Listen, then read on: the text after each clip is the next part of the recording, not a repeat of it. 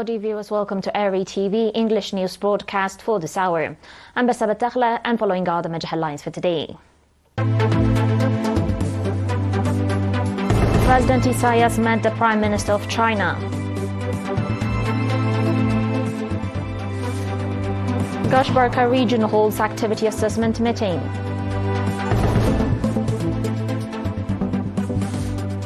Indian fuel exports to Europe surged 2,500 times.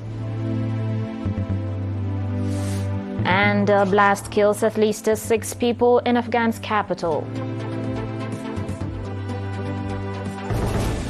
On your local reports, President Isaias in the morning hours of today met and held talks with Prime Minister Li Qian of the People's Republic of China. At the meeting, President Isaias and Prime Minister Li Qian discussed on prospects and concrete modalities of further strengthening the bilateral ties, which have seen rapid progress in the past years. They also discussed on China's potential constructive role in Africa and the Horn of Africa region. The meeting was attended by Mr. Osman Saleh, Minister of Foreign Affairs, and Mr. Tsagay Tesfatian, Eritrea's ambassador to China, as well as senior Chinese government officials. The Gashaka Regional Administration held an activity assessment meeting on 29 and 30 August in Barantu. The meeting reviewed the progress of programs implemented during the first half of 2024 in collaboration with the public, members of the defense forces, and other government bodies. Discussions also focused on the implementation plans for the second half of the year. The meeting was attended by department and branch heads in the regional administration, sub-zone administrators, military commanders, representatives of the Regional Assembly and PFDJ, among others.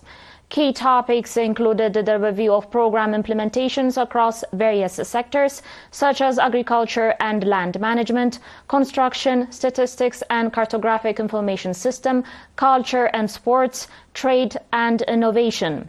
The discussions highlighted both the achievements registered and the challenges faced. The meeting particularly noted the commendable contributions made by members of the defense forces. Sub-zone administrators also presented reports on efforts to strengthen public organizations, improve administrative services, enhance water and soil conservation activities, and support the families of martyrs and disadvantaged citizens. Ambassador Mahmoud Ali Hurui, the governor of the region, praised the strong public participation in the execution of the programs and called for intensified involvement in the upcoming initiative for the second half of 2024, especially in the agricultural sector and in soil and water conservation. Participants engaged in extensive discussions on the reports presented and put forward several recommendations for future action. 68 outstanding students from the Barantu subzone have been recognized for their exceptional performance in the 2022-2023 National School Living Examination. The awardees are members of the 36th round of the National Service. The awards ceremony, held on 31st August, was organized in collaboration with parents' committees and schools. School directors emphasized that the students' achievements were the results of dedicated efforts by the students themselves, their teachers, and the unwavering support of their parents.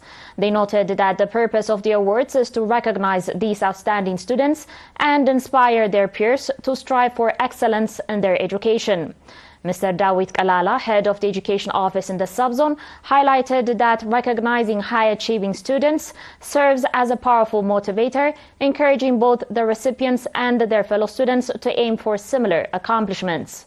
Mr. Muhammad Ali Ibrahim, head of the education office in the Gashaka region, extended his congratulations to the awardees, their parents and teachers. He also urged the students to continue working hard in their education to become competitive students. The ceremony was attended by Mr. Franco Kubaba, Director General of Social Services in the region, and Ambassador Mahmoud Ali Jabra, Secretary of the PFDJ in the region. On your last local report, the Ministry of Labour and Social Welfare's Central Region Branch, in collaboration with the Committee for the Rights of Women and Children, organized a seminar aimed at eliminating harmful practices and protecting children's rights. The seminar was held for the residents of the Asmara Central Administrative Area in the Central Region.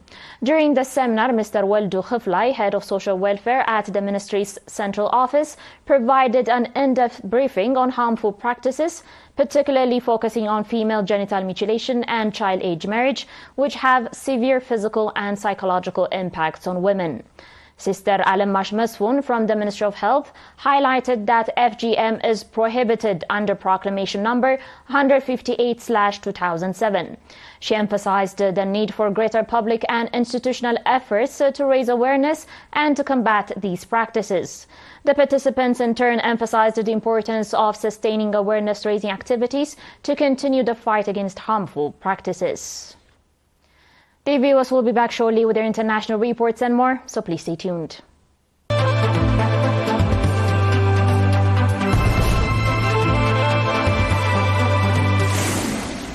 Welcome back. India's exports of refined oil products to Europe have surged by 2,539 times since 2018. This is according to new website The Print, citing data from the Ministry of Commerce and Industry.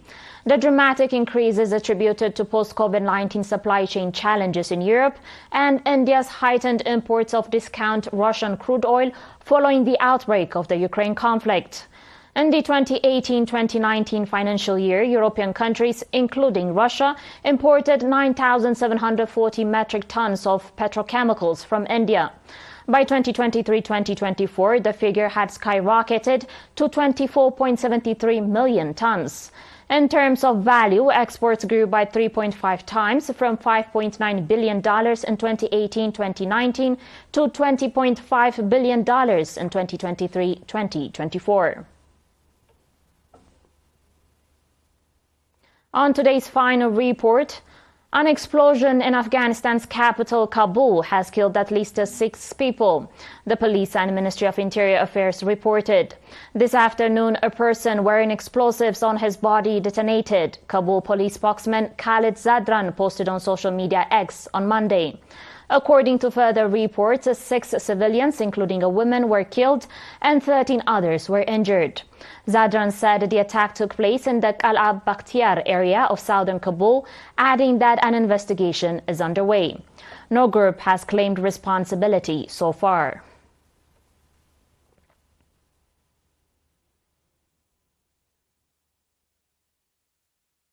You're still watching us on ERi-TV, viewers, and now recap of the major headlines.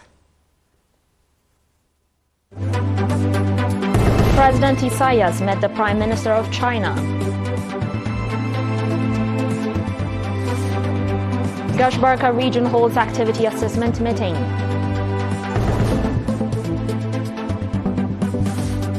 Indian fuel exports to Europe surged 2,500 times. And a blast kills at least 6 people in Afghan's capital. That was it for today, dear viewers, and until next time, have a good one.